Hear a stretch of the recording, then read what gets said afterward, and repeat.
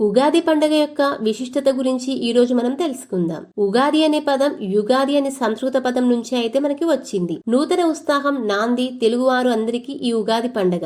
అసలు కలియుగ ప్రారంభం ఇవాల్టి రోజునే జరిగింది అని భాషాపరంగా రాష్ట్రపరంగా వేరువేరు ఉగాదులు ఉన్నప్పటికీ తెలుగు భాష మాట్లాడేటటువంటి వాళ్ళందరూ కూడా ఈ చైత్ర శుద్ధ పాడ్యమి నాడే ఉగాది పండగ చేసుకుంటారు. మనం చంద్రమానాన్ని ఎప్పుడు కూడా కాలగమనములకు ప్రతిపాదనగా తీసుకుంటాం. ఈ చంద్రమానమునందు చైత్రమాసం మొట్టమొదటి మాసంగా స్వీకరింపబడుతుంది. ఈ చైత్రమాసంలో వచ్చేటటువంటి శుక్లపక్ష పాడ్యమి ఏదైతే ఉందో ఆ పాడ్యమి మొదటి తిథియే ఉగాది పండగ. ఈ ఉగాది పండగ ఎలా నిర్వహించుకోవాలి అన్నదాన్ని శాస్త్రాలు స్పష్టంగా చెప్పాయి. ఉగాది పండగ నాడు మాత్రం ఏ కారణం చేత కూడా బ్రహ్మ ముహూర్తానికి తర్వాత లేవకూడదు. కనీసం సూర్యోదయానికి ముందే లేచి స్నానం పూర్తి చేయాలి. పురాణాల ప్రకారం బ్రహ్మదేవుడు చైత్రశుద్ధ పాడ్యమి రోజున విశ్వాన్ని సృష్టించారు అని మన పురాణాల్లో అయితే ఉంది. ఉగాది పండుగకు కూడా విశిష్టతలు చాలా ఉన్నాయండి. త్రేతాయుగంలో శ్రీరాముడికి పట్టాభిషేకం జరిగింది ఈ ఉగాది రోజే. మరొక కథనాల ప్రకారం సోమకాసురుడు బ్రహ్మ దగ్గర నుంచి వేదాలను దొంగిలించినప్పుడు విష్ణుమూర్తి మత్స్యావతారంలో వెళ్లి సోమకాసుని సంహరించి ఆ వేదాలను బ్రహ్మదేవునికి తిరిగి అప్పగించిన రోజు కూడా ఈ ఉగాది రోజే. ఈ ఉగాది రోజు నుంచి తెలుగు కొత్త సంవత్సరం అనేది ప్రారంభమవుతుంది. పెద్ద వేడుకగా ఉగాది పండుగ జరుపుకుంటూ ఉంటారు. ఏదైనా సరే కొత్త పనులు అనేవి ఈ రోజు నుంచి ప్రారంభం చేస్తారు. ఈ రోజు నుంచి మనకి వసంత ఋతువు అనేది కూడా ప్రారంభమవుతుంది. ఇంకా ప్రత్యేకంగా చెప్పాలి అంటే ఈ ఉగాది రోజు మనకి వసంత ఋతువు, వసంత నవరాత్రి అని లలితాదేవి నవరాత్రులు అనేవి ప్రారంభమవుతాయి.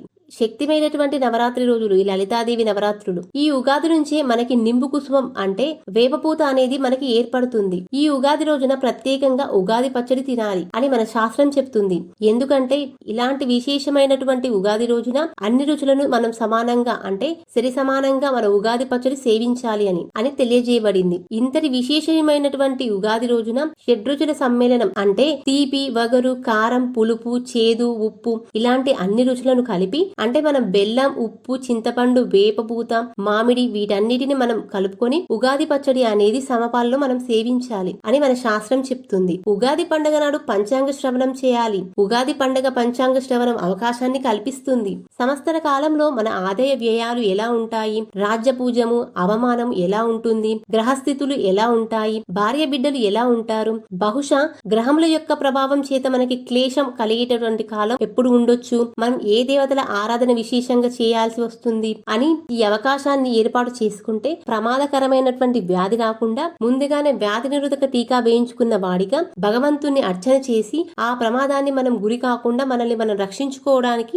ఇలాంటి అవకాశం కల్పించేదే పంచాంగ శ్రవణం. తప్పకుండా చేసుకోవాలి. ఆరోగ్యము నిలబడడానికి చైత్రమాసంలోనే వేపపూత రావడం, చైత్రమాసంలో మొట్టమొదటి తిథి అయినటువంటి ఉగాది నాడే వేపపూత వేప పచ్చడి తినడం, దీని వెనుక ఉన్న మర్మం ఏంటో ఇప్పుడు మనం తెలుసుకుందాం. యమధర్మరాజు యొక్క దష్ట కొరలు 2 ఋతువుల్లో బయటకు వస్తాయి. అవే వసంత శారదేవ, వసంత ఋతువు, శరత్కాలము, శరత్ ఋతువు. ఈ 2 ఋతువుల యందు యమధర్మరాజు గారి ఒక్కొక్క కొర బయట పెడతారట. అది వసంత ఋతువులో చైత్ర శుద్ధ పాడ్యమి నాడు ఆ కొర బయటికి రావడం మొదలవుతుంది. కాబట్టి వడగాల్పులు, అనేకమైనటువంటి జ్వరంతో చాలా మంది జనం విశేషంగా పడిపోతూ ఉంటారు. అలా పడిపోకుండా యమధర్మరాజు గారి పాశములకు చిక్కకుండా శరీరం నందు ఆరోగ్యం నిలబెట్టుకోవడానికి అనుగ్రహం శక్తిగా మన ఉగాది పచ్చడి సేవించాలి. ఈ మాసంలో అన్ని పుష్పించి ఉంటాయి కాబట్టి ఈ మాసముని మధుమాసము అని, వసంత మాసము అని పిలుస్తూ ఉంటారు. అలాగే వైశాఖ మాసాన్ని మాధవ మాసమని కూడా పిలుస్తారు. ఈ చైత్ర మాసంలోనే అసలు మనిషి ఎలా బ్రతకాలో నేర్పేటువంటి విష్ణువు యొక్క అవతారమైన